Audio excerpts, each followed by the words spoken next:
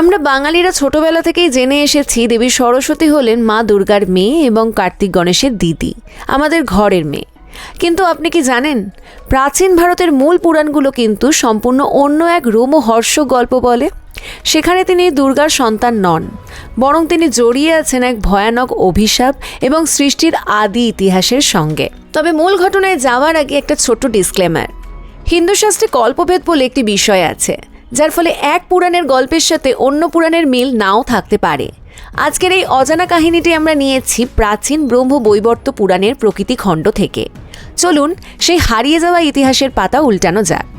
ব্রহ্মবৈবর্ত পুরাণ অনুযায়ী সৃষ্টির শুরুতে পরমাত্মা শ্রীকৃষ্ণ বা বিষ্ণুর শরীর থেকেই 3 দেবীর উৎপত্তি হয়, লক্ষ্মী, গঙ্গা এবং সরস্বতী। এবং অবাক করার বিষয় হলো, এরা 3 জনেই ছিলেন নারায়ণের শক্তি। তারা বৈকুণ্ঠে একসঙ্গে বাস করতেন, কিন্তু স্বর্গীয় সেই সুখ বেশি দিন টিকল না। একদিন দেবী সরস্বতী সন্দেহ করলেন যে নারায়ণ বোধহয় গঙ্গার প্রতি একটু বেশি আসক্ত। এই নিয়ে শুরু হলো তুমুল কলহ।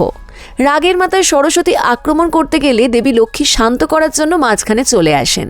এতে সরস্বতী আরও রেগে যান এবং লক্ষ্মীকে অভিশাপ দেন যে তাকে বৃক্ষ এবং নদী রূপে মর্তে জন্ম নিতে হবে, যে কারণেই তুলসী বৃক্ষ এবং পদ্মাবতী নদীর সৃষ্টি বলে মনে করা হয়। এর প্রতিবাদে দেবী গঙ্গা তখন সরস্বতীকে পাল্টা অভিশাপ দিলেন। তিনি বললেন, তুমি যেমন লক্ষ্মীকে অভিশাপ দিলে, তেমনি তোমাকেও মর্তে গিয়ে নদী হয়ে পাপীদের ভার বহন করতে হবে। সরস্বতীও ছাড়লেন না, তিনিও গঙ্গাকে মর্তে প্রবাহিত হওয়ার অভিশাপ দিলেন। এই অভিশাপের ফলেই দেবী সরস্বতী মর্তে একটি বিশাল নদীরূপে অবতীর্ণ হন। কিন্তু কাহিনী এখানেই শেষ নয়। নারায়ণ তখন এই বিবাদ মেটাতে হস্তক্ষেপ করেন। তিনি বিধান দেন যে মর্তে নদী হিসেবে থাকলেও দেবালয়ে সরস্বতী এখন থেকে ব্রহ্মার ঘরণী বা শক্তি হিসেবে থাকবেন। ব্রহ্মার মুখ থেকে বেদের জন্ম, আর সেই বেদ বা জ্ঞানকে ধারণ করবেন দেবী সরস্বতী। সেই থেকেই তিনি হলেন বাগদেবী বা জ্ঞানের দেবী। অন্যদিকে মৎস্য পুরাণের মতো কিছু গ্রন্থে বলা হয়েছে ব্রহ্মা নিজের মানস থেকেই এক নারীকে সৃষ্টি করেছিলেন, যার নাম ছিল শতরূপা বা সরস্বতী। তিনি এতই সুন্দর ছিলেন যে ব্রহ্মা মুগ্ধ হয়ে তার দিকে তাকিয়ে থাকতেন, আর সেই থেকেই ব্রহ্মার 4 মুখের সৃষ্টি।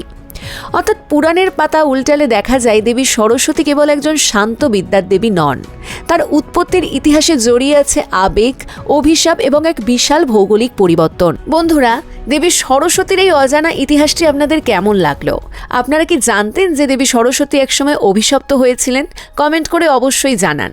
ইতিহাসের এরকমই অজানা সব রোমাঞ্চকর তথ্য জানতে সাবস্ক্রাইব করুন আমাদের চ্যানেল ইতিবৃত্তান্ত ক্রনিকলস অফ টাইম।